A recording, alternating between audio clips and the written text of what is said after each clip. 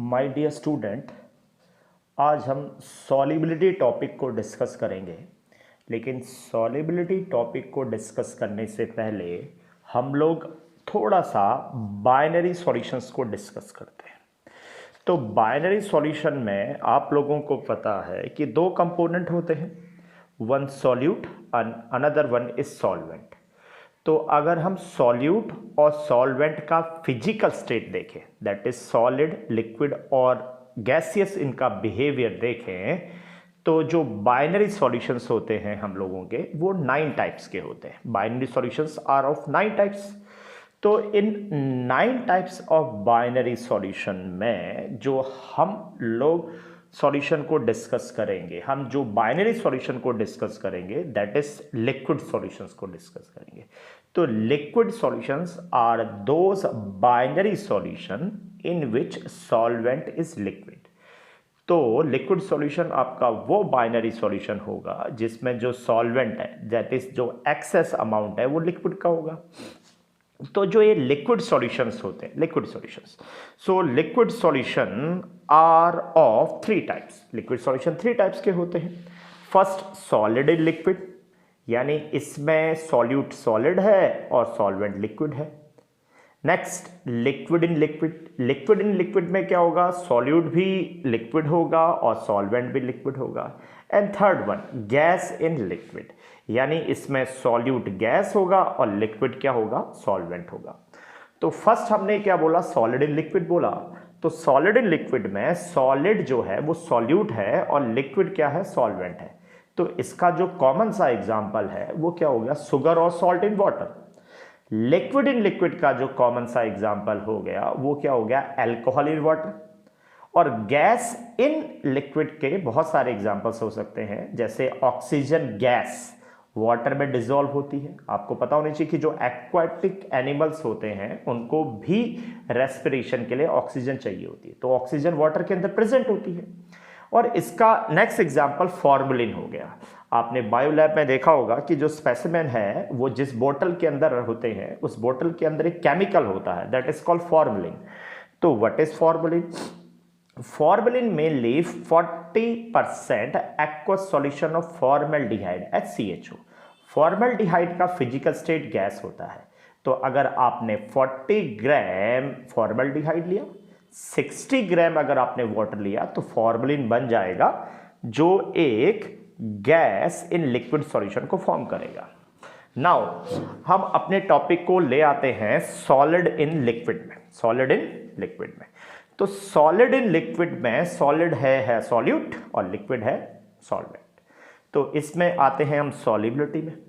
So what is the meaning of solubility? Solubility का meaning होता है कि 100 ग्राम, आप ध्यान से सुनिएगा, 100 ग्राम सॉल्वेंट जो कि यहां लिक्विड है, तो 100 ग्राम लिक्विड में मैक्सिमम कितना अमाउंट सॉलिड का डिसॉल्व होके एक सैचुरेटेड सॉल्यूशन को फॉर्म करता है, that is called solubility. So what is solubility?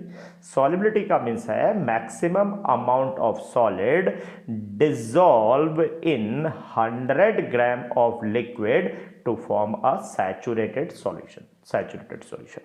तो अब आपको एक चीज याद रखनी है कि सैचुरेटेड सॉल्यूशन में सॉलिड और लिक्विड दैट इज सॉल्यूट और जो सॉल्वेंट होते हैं, जब ये सॉल्यूशन को फॉर्म करते हैं तो ये प्रोसेस डायनेमिक इक्विलिब्रियम में होती है। डायनेमिक इक्विलिब्रियम मींस सॉलिड और लिक्विड मिलकर सॉल्यूशंस बनाएंगे और सॉल्यूशन भी सॉलिड और लिक्विड का फॉर्मेशन करेगा।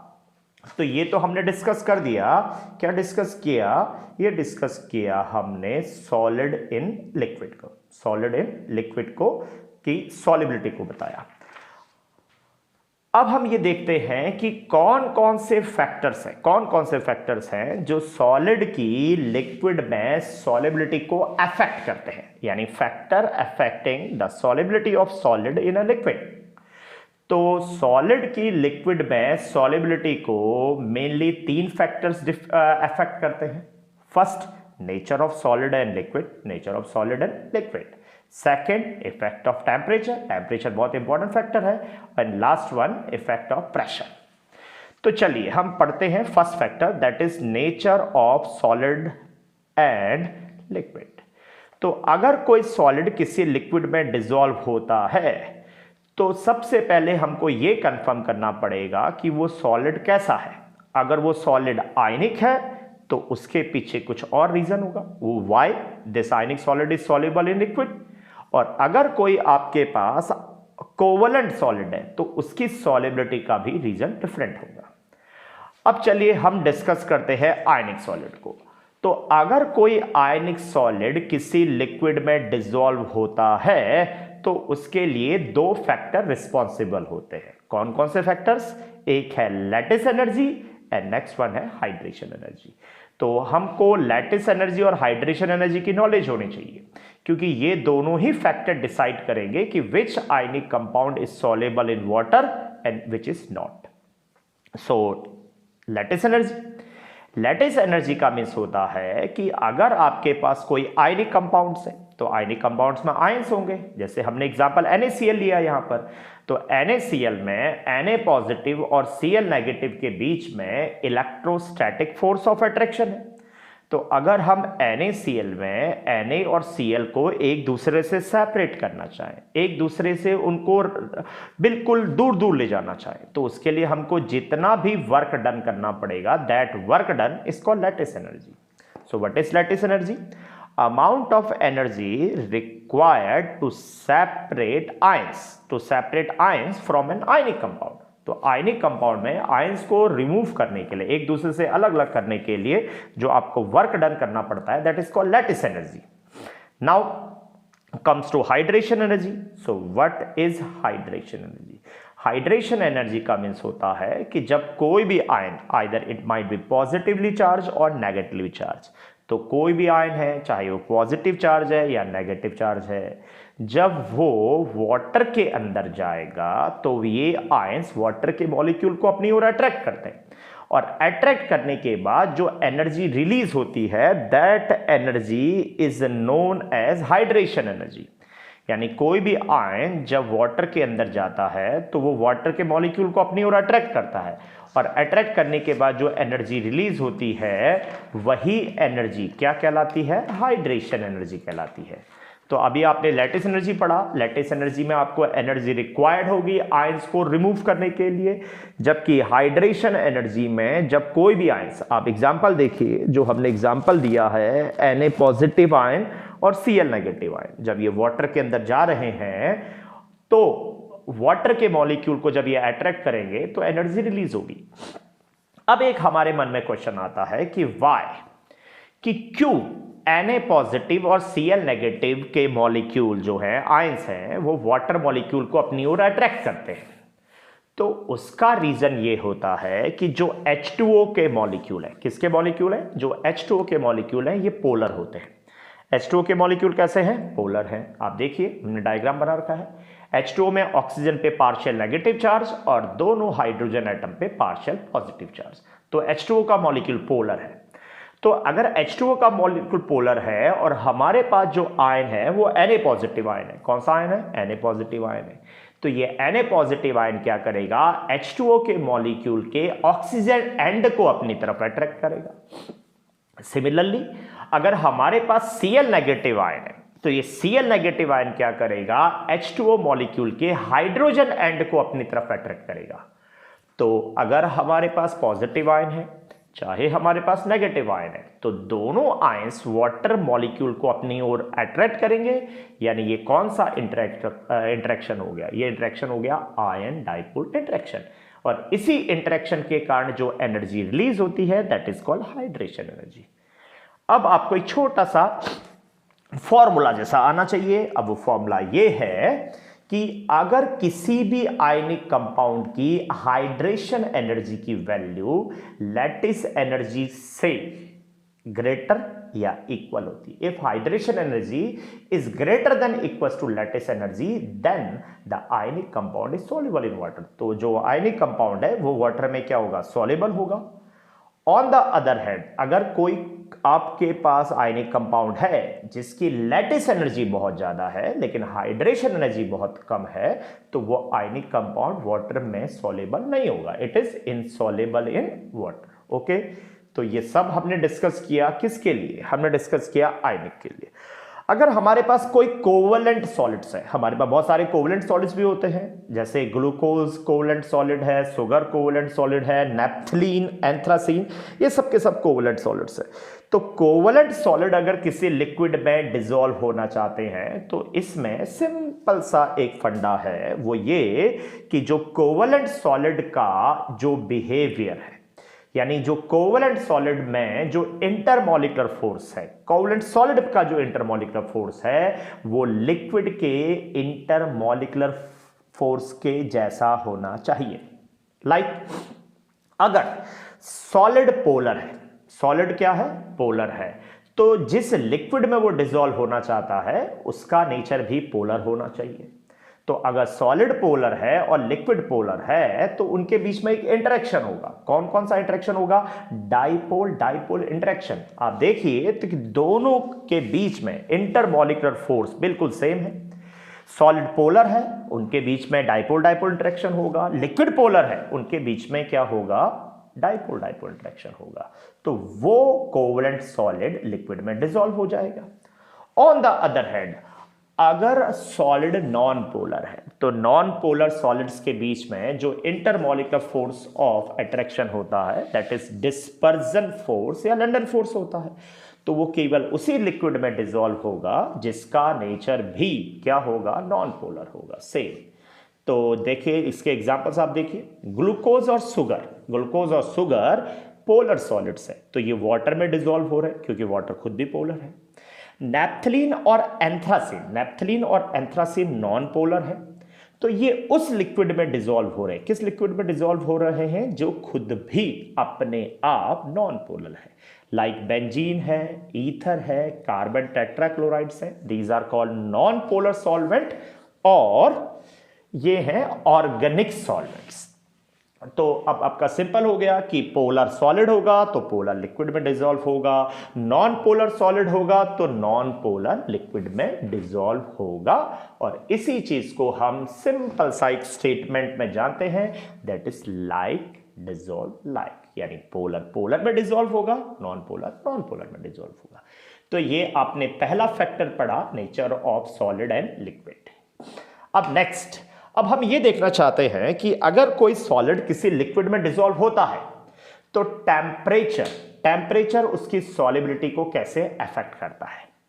तो टेम्परेचर में हमेशा आप याद रखिए कि 3 स्टेटमेंट्स आती है, या अगर हम सिंपल लैंग्वेज में बोलें तो बेसिकली 3 टाइप्स के सॉलिड्स होते हैं। 3 टाइप्स के सॉलिड्स, वो कौन कौन से 3 टाइप्स के सॉलिड होते हैं। First solid, solids whose solubility increases with increase in temperature, ऐसे सॉलिड्स जिनकी सॉलिबिलिटी टेम्परेचर बढ़ने के साथ बढ़ती है, तो first solids. Next solids whose solubility decreases with increase in temperature, यानी वो सॉलिड्स जिनकी सॉलिबिलिटी डिक्रीज होती है टेम्परेचर के इंक्रीज होने के साथ। और तीसरी कैटेगरी वो होती है जिसमें हम टेम्परेचर बढ़ाएंगे तो सॉलिबिलिटी पहले इंक्रीज होगी and after a specific temperature, एक पर्टिकुलर टेम्परेचर के बाद, जिसे हम ट्रांजिशन टेम्परेचर भी कहते हैं, अगर हम फर्दर टेम्परेचर को इंक्रीज करें तो सॉलिबिलिटी क्या होती है, डिक्रीज होती है। Okay, now come to first point, with increase in temperature solubility increases. बहुत सिंपल सा है, अगर कोई सॉलिड है, अगर उसकी सॉलिबिलिटी एक एंडोथर्मिक प्रोसेस है, ये सबसे इंपॉर्टेंट है। अगर हमारे पास कोई सॉलिड है और उसकी सॉलिबिलिटी एक एंडोथर्मिक प्रोसेस है, जैसे हमारे पास सॉलिड में NaCl है, KNO3 है, KCl है, ये सॉलिड्स हैं और इनकी सॉलिबिलिटी क्या है, आपकी एंडोथर्मिक प्रोसेस है। तो इन सॉलिड्स में टेम्परेचर बढ़ने के साथ सॉलिबिलिटी बढ़ती है। अब ऐसा क्यों होता है, तो आप देखिए हमने एक रिएक्शंस बनाई है, सॉलिड और लिक्विड, ये सॉल्यूशन बना रहे हैं और ये प्रोसेस क्या है, एंडोथर्मिक है। तो फॉरवर्ड एंडोथर्मिक है, बैकवर्ड एक्सोथर्मिक है। तो इस प्रोसेस में अगर हम ली चैटेलियर प्रिंसिपल को अप्लाई करें तो सिंपल सा है, क्या होगा, according to Le Chatelier principle, with increase in temperature the reaction shifted to the direction where heat is absorb. तो ली चैटेलियर बोलता है कि टेम्परेचर बढ़ेगा तो रिएक्शन हमेशा एंडोथर्मिक डायरेक्शन में मूव करती है। तो यहां एंडोथर्मिक कहां है, आगे है, तो इसका मीनिंग क्या हुआ कि अगर टेम्परेचर बढ़ेगा तो ये रिएक्शंस आगे जाएगी मीन्स लिक्विड में फर्दर सॉलिड डिसॉल्व होगा। तो वो सॉलिड्स जिनकी सॉलिबिलिटी एंडोथर्मिक होती है उन सॉलिड्स में टेम्परेचर इंक्रीज करने के साथ सॉलिबिलिटी इंक्रीज होती है। सेकेंड पॉइंट, कुछ ऐसे भी सॉलिड्स होते हैं जिनको अगर आप लिक्विड में डिसॉल्व करोगे तो उनकी प्रोसेस एक्सोथर्मिक होती है। आप रिएक्शंस देखिए, सॉलिड प्लस लिक्विड सॉल्यूशंस बना रहा है, ये प्रोसेस एक्सोथर्मिक है। तो इन सॉलिड्स में, और इसके एग्जांपल्स क्या है, सोडियम सल्फेट है, लिथियम सल्फेट है, सीजियम सल्फेट है, तो काफी इसके भी एग्जांपल्स हैं। तो इन सॉलिड्स में जो कि एक्सोथर्मिक है, अगर हम टेम्परेचर बढ़ाएं और ली चैटेलियर प्रिंसिपल को अप्लाई करें तो टेम्परेचर बढ़ाएंगे तो रिएक्शन बैकवर्ड जाएगी, तो यानी सॉलिबिलिटी क्या हो जाएगी, डिक्रीज हो जाएगी। नेक्स्ट, थर्ड, ये बड़ी इंटरेस्टिंग कैटेगरी होती है। इस कैटेगरी में अगर हम टेम्परेचर को बढ़ाएं तो हम ये नोटिस करते हैं कि कुछ ऐसे एग्जांपल्स होते हैं, इसमें आप एग्जांपल से समझिए, कुछ ऐसे एग्जांपल्स होते हैं जो एक पर्टिकुलर टेम्परेचर तक एंडोथर्मिक होते हैं लेकिन कुछ टेम्परेचर बाद उनका बिहेवियर चेंज हो जाता है। जैसे देखिए, ये आपका एक ग्लोबुलर सॉल्ट है Na2SO4.10H2। तो ये जो सॉल्ट है, अगर इसको हम 32 डिग्री के नीचे हीट करें, 32 डिग्री के नीचे हीट करें तो इसका नेचर एंडोथर्मिक होता है, तो यानी टेम्परेचर बढ़ेगा तो सॉलिबिलिटी बढ़ेगी। लेकिन जैसे ही हम टेम्परेचर 32 डिग्री से ऊपर रेज करते हैं तो ये Na2SO4 के साथ जो 10H2O के मॉलिक्यूल जुड़े हैं ये रिमूव हो जाते हैं। अगर ये 10H2O के मॉलिक्यूल रिमूव हो गए, 10H2 हट गए, तो अब बचा केवल Na2SO4, और इस Na2SO4 का जो नेचर होता है वो एक्सोथर्मिक होता है। और अभी मैंने आपको ऊपर बताया कि अगर कोई सॉल्ट एक्सोथर्मिक है तो उसमें टेम्परेचर बढ़ेगा तो सॉलिबिलिटी क्या होगी, डिक्रीज होगी। तो ये जो मैंने 3 टॉपिक्स बढ़ाए, तो इनको आपको मैं एक सॉलिबिलिटी कर्व से दिखाता हूं। ये सॉलिबिलिटी कर्व को हमने किसी स्केल में नहीं बनाया है, केवल आपको समझाने के लिए बनाया है। तो इसमें वाई एक्सिस में सॉलिबिलिटी है, एक्स एक्सिस में टेम्परेचर है। तो इस ग्राफ से हमको साफ साफ नजर आ रहा है कि मैंने आपके लिए 3 ग्राफ बनाए, 1 2 3। अगर आप, ठीक है, कौन सा ग्राफ देखें, फर्स्ट ग्राफ देखें, तो टेम्परेचर ग्राफ ऊपर की तरफ जा रहा है, यानी टेम्परेचर इंक्रीज होगा, सॉलिबिलिटी इंक्रीज होगी। ये कौन से हैं, ये हैं आपके एंडोथर्मिक सॉल्ट। सेकंड में आप देखिए टेम्परेचर इंक्रीज हो रहा है, ग्राफ नीचे की तरफ आ रहा है, तो ये कौन से हैं, एक्सोथर्मिक सॉल्ट। अगर आप थर्ड में देखेंगे तो एक बार ग्राफ ऊपर जा रहा है, फिर एट अ पर्टिकुलर टेम्परेचर वो नीचे आ रहा है, तो यही है आपका थर्ड कैटेगरी, जिसमें टेम्परेचर इंक्रीज होगा तो सॉलिबिलिटी इंक्रीज होगी, देन सॉलिबिलिटी डिक्रीज होगी। अब लास्ट में आ जाते हैं हम, इफेक्ट ऑफ प्रेशर में आ जाते हैं। तो इफेक्ट ऑफ प्रेशर का आपको याद रखना है कि इफेक्ट ऑफ प्रेशर का सॉलिबिलिटी, किसकी सॉलिबिलिटी, सॉलिड की सॉलिबिलिटी, या इवन अगर आपके पास कोई लिक्विड है और वो लिक्विड में ही डिसॉल्व हो रहा है, कि इसकी सॉलिबिलिटी पर कोई असर नहीं पड़ता है। वो इसलिए नहीं पड़ता है कि जो सॉलिड्स और लिक्विड के पार्ट